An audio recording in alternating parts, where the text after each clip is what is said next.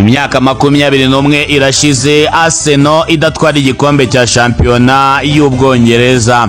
Tariki ya 25 z'ukwezi kwa 4 tariki ya 25 z'ukwezi kwa 4 ku munsi nk'uyu nguyu mu myaka 21 ishize Arsenal yangeje n'ikipe ya Tottenham Hotspur kuri White Hart Lane ibitego 2-2 bituma ishyamo ikinyuranyo cy'amanota 10 hagati yayo na Chelsea. Chelsea yari yatsinzwe n'ikipe ya Newcastle kandi isigaranye imikino 3 yonyine muri shampiyona.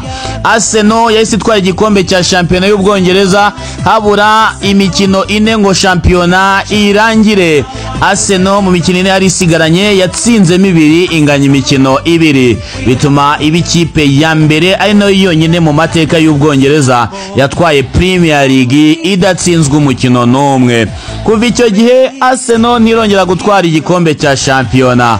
Iyo witegereje neza Arsenal ubona izagitwara mu mwaka